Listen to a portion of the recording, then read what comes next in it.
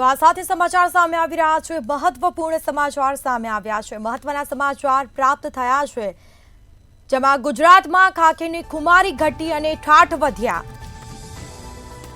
તો આ મોટા ભાગની નાની પોલીસ પાસે વૈભવી કાર અને આલિશાન ફ્લેટ। બોપલમાં વિદ્યાર્થીની હત્યા કરનાર પાસે પણ વૈભવી કાર હતી, તો પોલીસ કોન્સ્ટેબલ પાસે પણ વૈભવી કાર હતી। પોલીસના પગાર કરતા પ્રોપર્ટી અને ઠાઠ વધ્યા છે। હથિયારો constable Virendra Padhiyar Harrier car લઈને જતો હતો અને પોલીસ કોન્સ્ટેબલથી માંડીને પોલીસ ઇન્સ્પેક્ટર સુધી તમામનો ઠાઠ જોવા મળ્યો છે। મોંઘીદાટ મોબાઈલ હાઈફાઈ કાર કેવી રીતે આવે છે? પોલીસ આરોપી બુટલેગર અને ગુનેગારો પાસેથી આર્થિક લાભ લે છે, તેવા અનેક સવાલ ઉઠવા પામ્યા છે। પ્રાથમિકતા અને ફરજોને નેવે મૂકીને ભૌતિક સુખ પાછળ પોલીસ ગેલી થઈ છે। મોટાભાગની પોલીસે પોતાની પ્રાથમિક અને ફરજોને નેવે મૂક્યા છે। પોલીસ કોન્સ્ટેબલથી માંડીને પોલીસ ઇન્સ્પેક્ટર સુધી તમામનો ઠાઠ જોવા મળ્યો છે। મોંઘીદાટ મોબાઈલ, મોંઘીદાટ કાર, હાઈફાઈ કાર કેવી રીતે આવે છે? પોલીસ આરોપી કે બુટલેગર અને ગુનેગારો પાસેથી આર્થિક લાભ લે છે કે કેમ, તેવા અનેક સવાલો ઉઠી રહ્યા છે।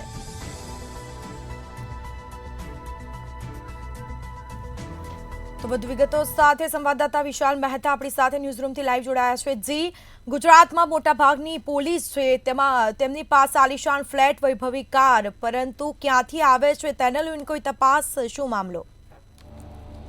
ચોક્કસથી જે રીતે અત્યારે હાલમાં જે સમગ્ર માહિતી સામે આવી રહી છે તેની અંદર જે પોલીસ છે, જે પોલીસની ખુમારી હોવી જોઈએ ગુજરાતમાં, તે ખુમારી ક્યાંક ને ક્યાંક ઘટી રહી છે।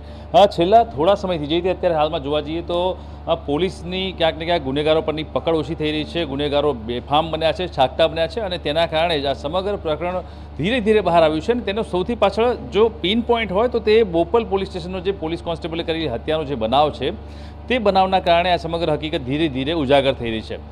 બોપલ પોલીસ સ્ટેશનમાં જ્યારે એક સ્ટુડન્ટની કોન્સ્ટેબલે હત્યા કરી ત્યારે બહાર આવ્યું કે તે કોન્સ્ટેબલ હેરિયર કાર લઈને ફરતો હતો, એટલે કે હાઈફાઈ કાર લઈને તે ફરતો હોવાની હકીકત સામે આવી। અને એટલે જ ક્યાંક ફલિત થઈ રહ્યું છે કે કોન્સ્ટેબલ કે જે એક સામાન્ય પગાર ધરાવે છે તેની પાસે મોંઘીદાટ હેરિયર કાર કેવી રીતે આવી?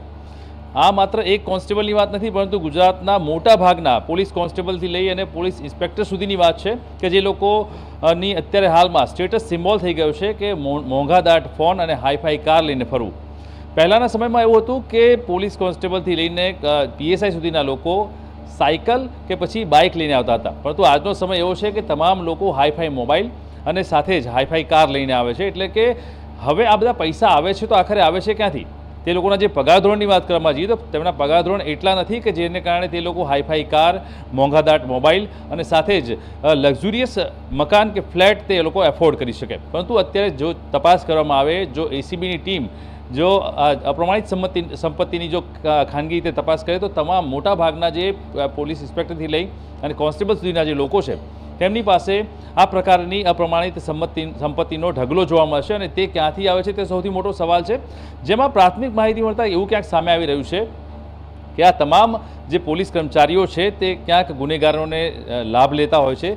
જે ગુનેગારો પાસેથી લાભ મળે તેની પાસેથી લાભ લેવામાં આવે છે। આરોપીઓને ના મારવાના પૈસા, આરોપીઓને ક્યાંક ને ક્યાંક બચાવવાના પૈસા, બુટલેગરોને છાવરવાના પૈસા, આમ તમામ પાસેથી તેમની કેપેસિટી પ્રમાણે તે લોકો પૈસા ઉઘરાવતા હોય છે। અને તેમની પ્રાઇમરી જે રિક્વાયરમેન્ટ હોય છે તે હોય છે મોંઘોદાટ મોબાઈલ।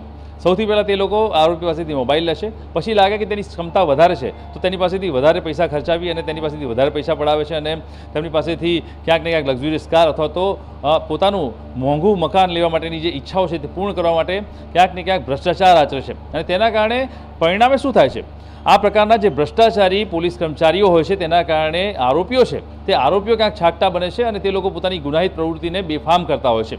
અને તેના જ કારણે જે એસએમસીના પીએસઆઈ છે, જે મોતને ભેટ્યા ત્યારે જે દારૂની જે ગાડી પકડવાની હતી ત્યારે જે દારૂની ગાડીને પકડવા માટે થઈ અને આરોપીઓએ બિંદાસ ગાડી ચલાવી દીધી અને તે લોકો ટક્કર મારીને ભાગી ગયા।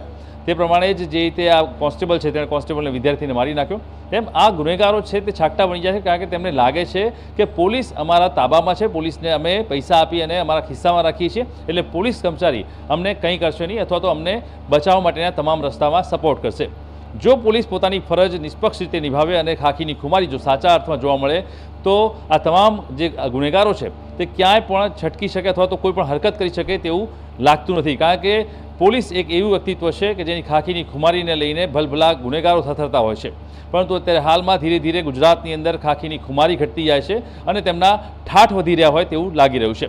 એટલે આગામી સમયમાં જો આ જ પ્રકારની જો વર્તણૂક રહેશે અથવા તો જો આ જ પ્રકારના જો પોલીસ કર્મચારીઓના ઈરાદા અને વિચારો રહેશે તો ચોક્કસથી આવનારા સમયમાં ક્યાંક ને ક્યાંક પોલીસ ડિપાર્ટમેન્ટ માટે અને જનતા માટે જોખમ ઊભું થાય તેવું લાગી રહ્યું છે અને ગુનેગારો હજી પણ વધુ સાકટા બને તેવી પરિસ્થિતિનું સર્જન થાય તેવું અત્યારે હાલમાં લાગી રહ્યું છે. જી બિલકુલથી તમામ જાણકારી આપવા બદલ આપનો આભાર.